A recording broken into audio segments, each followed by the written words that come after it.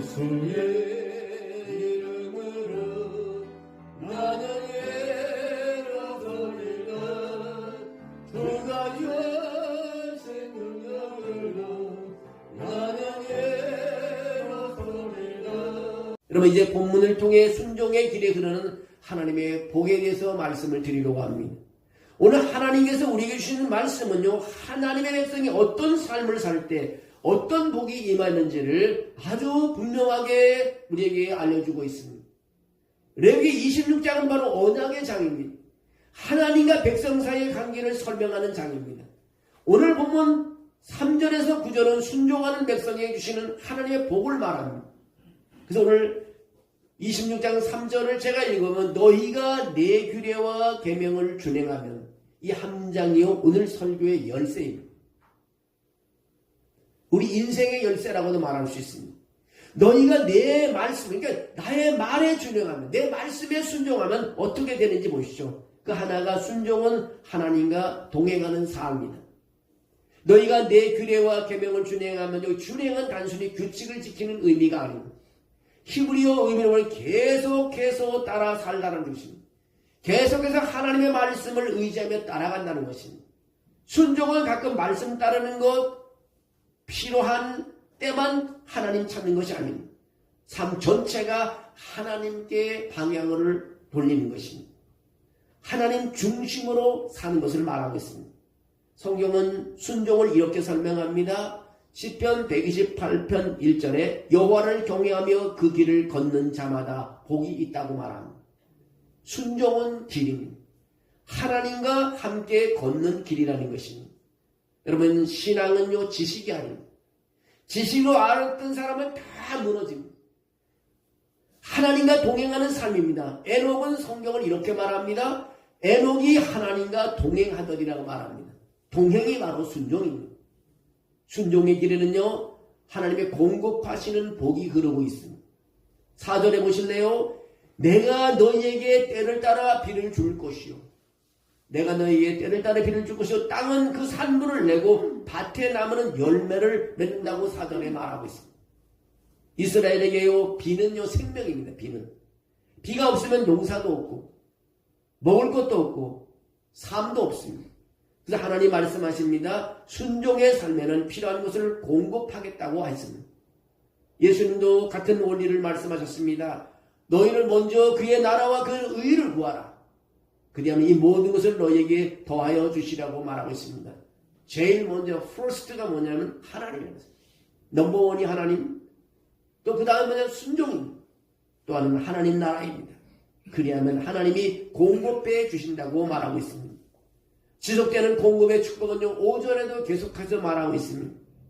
5절 말씀에 뭐라고 말씀하시냐면 너희의 타작은 포도 딸 때까지 미치며 너희의 포도 따는 것은 파종할 때까지 미치리라고 말하고 있습니다.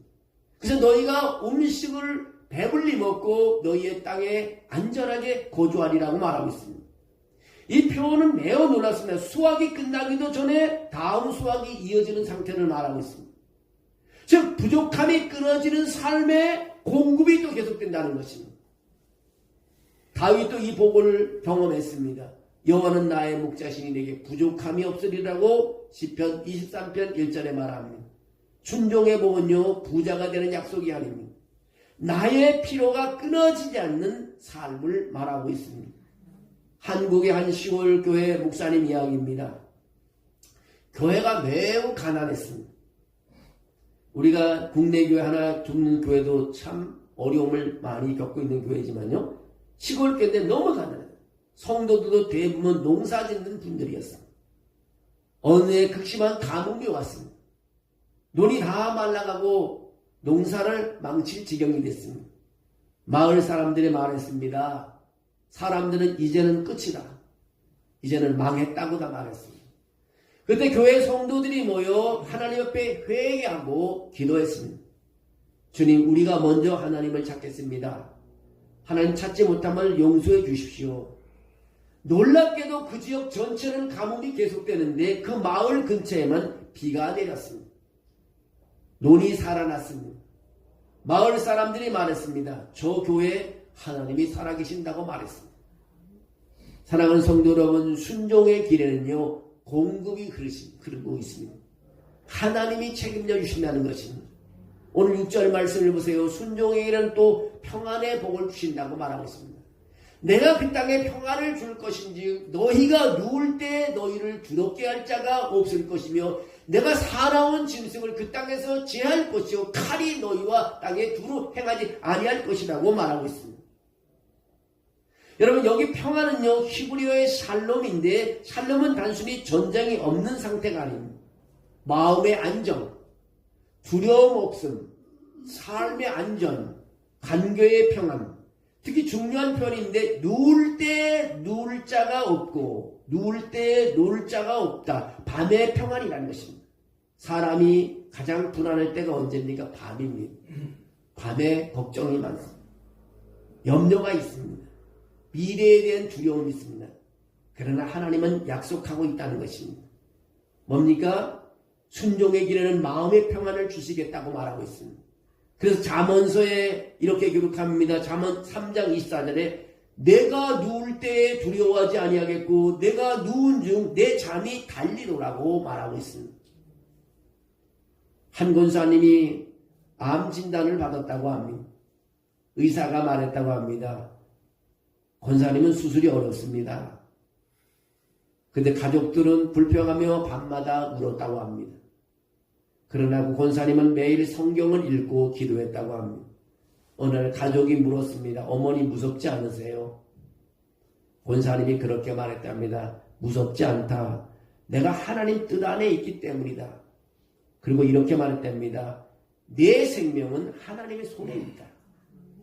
수술 전날 이 권사님은 깊이 잠들었다고 합니다. 간호사가 놀랐답니다. 이렇게 수술하려고 편하게 잠자는 환자는 처음 봤다 그랬다.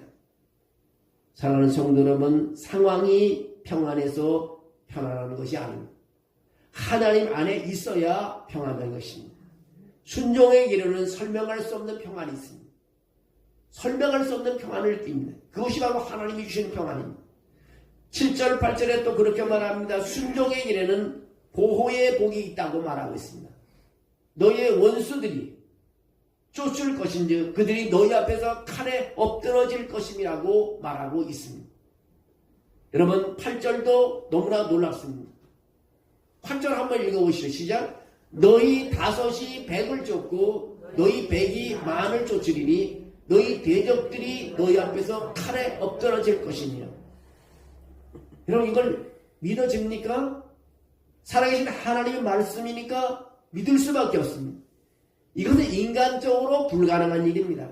어떻게 다섯이 백을 쫓고 백이 만을 쫓을 수 있겠어요? 불가능한 겁니다. 그러나 신앙에서는 가능한 것입니다. 왜냐하면 하나님이 싸우시기 때문에 그렇습니다. 성경은 반복해서 말합니다. 출애굽기 14장 14절에 여호와께서 너희를 위하여 싸우시리니 너희는 가만히 있을지어다라고 말하고 있습니다. 순종의 삶은요 하나님 보호 아래 사는 삶입니다. 하나님 울타리 안에 사는 삶입니다. 그래서 시편 기자는 그렇게 말합니다. 시편 91편 1절에 지존자의 은밀한 곳에 거주하며 전능자의 그늘 아래 사는 자여. 순종은 그늘 안에 사는 삶. 하나님의 그늘 안에 사는 것입니다. 하나님 벗어나면 어려움이 있다는 것입니다. 선교사 한 분이 전쟁 지역에서 사역을 하고 있었습니다. 반군이 마을을 습격했습니다. 집집마다 공격을 당했습니다. 선교사 집도 포위되었습니다. 선교사 가족은 이제 마지막이라 생각하고 무릎 꿇고 하나님께 기도했다고 합니다. 잠시 후 반군은 쳐들어오지 않고 반군이 떠나갔습니다. 전쟁이 끝났습니다. 포로가 된 반군이 이렇게 고백을 했습니다. 우리는 그 선교사의 집에 들어가지 못했습니다. 왜냐하면 그 집 주변에 무장한 군들이 빙 둘러서 있었기 때문에 못 들어갔습니다. 그러나 그 마을에는 군인이 없었습니다. 여러분 순종의 삶에는 보이지 않는 보호가 있습니다. 여러분 하나님을 의지할 때 하나님은 보이지 않는 우리를 볼 수 없지만 우리를 보호해 주신다는 것입니다.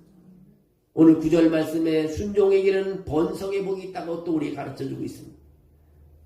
내가 너희를 돌보아.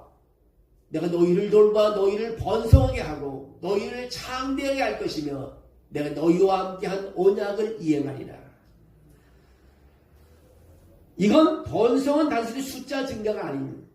하나님의 계획 안에서 삶이 이미 의미 있게 확장되는 것입니다. 아브라함에게 주신 약속과 동일합니다. 내가 너로 큰 민족을 이루고 내게 복을 주어 내 이름을 창대케 하리라고 창세기 12장 2절에 말했습니다. 하나님이 말씀합니다. 순종의 삶은 하나님의 계획 안에서 번성하게 한다고 말하고 있습니다. 오늘 핵심 문장이 있습니다. 내 언약을 세우리라. 복의 근원은 환경이 아닙니다. 능력이 아닙니다. 언약 관계가 아닙니다. 사랑하는 성도 여러분, 오늘 말씀은 매우 단순합니다. 하나님과 동행하는 삶이 중요하다는 것. 하나님 중심으로 사는 것이 중요하다는 것. 하나님 뜻 안에 사는 삶이 중요하다는 것입니다.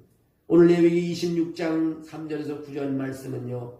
순종의 길에서 공급이 흐르는 평안이 있고 보호가 있고 번성이 있다는 것입니다. 왜냐하면 하나님이 함께 하시기 때문인 것입니다. 여러분, 우리는 그런 결단을 할 수 있습니다. 주님 말씀 따라 살겠습니다. 하나님 뜻 안에서 살겠습니다. 주님과 동행하겠습니다. 이런 결단이 우리에게는 필요합니다. 그 길에 하나님의 약속이 있습니다. 내가 너희를 돌봐 번성하게 하리라. 이것이 바로 순종의 복인 것입니다. 이것이 언약의 복인 것입니다. 이것이 하나님의 백성된 삶입니다. 우리에게 어려움이 와도요, 하나님과 약속은 깨지지 않습니다. 바람이 불고 태풍이 불고 지진이 일어나도 하나님의 약속은 깨지지 않습니다. 우리가 순종하는 삶을 살 때요, 여러분에게 놀라운 은혜와 축복이 있다는 것을 가르쳐주고 있습니다. 오늘 열쇠가 뭡니까? 열쇠는 딱 하나입니다. 뭐예요? 너희가 내 규례와 계명을 준행하면. 오늘 말씀을 따라 걸어가는 사람에게 이런 놀라운 보호하심과 축복과 평안이 있다는 것입니다. 때때로 우리가 말씀을 지금 읽다 보니까 아마 신명기가 끝나가요. 이번 주 이제 여호수아로 넘어갑니다. 야, 2달 동안 정말 감동적인 드라마 같은 그런 감동적인 말씀이에요. 읽을 때마다 정말 번쩍번쩍 눈이 빛나요. 아침에 읽고 걸 때마다 못 읽으니까 다 그러겠지만 여러분이 일독이득 읽는 것보다도 야, 얼마나 감동적일까. 정말 대충 읽는 사람들은 그런 느낌 못하지만 정말 정신을 차리고 정말 기울여 들을 때요, 살아계신 말씀이 나에게 들려진다는 거예요.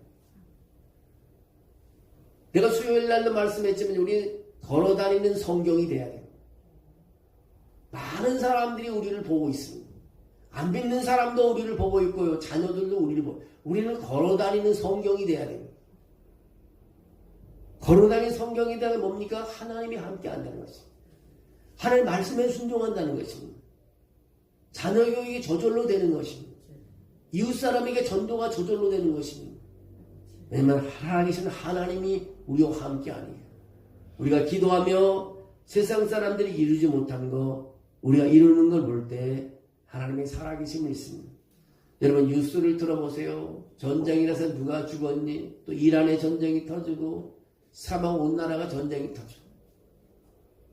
와, 힘든 건 백성들 뿐이에요. 정치인들이 싸움하는 걸 보고 힘든 건 우리들 뿐입니다. 우리는 기도할 수밖에 없을 것 같아요. 하나님 이 나라를 지켜주십시오. 하나님 우리 교회를 붙잡아 주시고 우리 자녀들을 붙잡아 주십시오. 우리 기도 외에는 할 일이 없습니다. 우리가 가서 미사일을 쏠 수 있는 능력도 못 되고 우리가 가지고 있는 무기는 딱 하나인데 기도하는 건데요. 그 기도를 하지 않으면 어떻게 됐어요? 나부터 무너지기 시작하는 거죠. 여러분도 오늘 너희가 내 규례와 계명을 준행하면 이 열쇠를 가지고 말씀을 따라가며 기도하는 여러분이 돼서 항상 하나님 보호를 받고 하나님 준비하심을 그 필요한 것을 준비해 주시는 것을 체험하시기를 주 예수의 이름으로 축원합니다.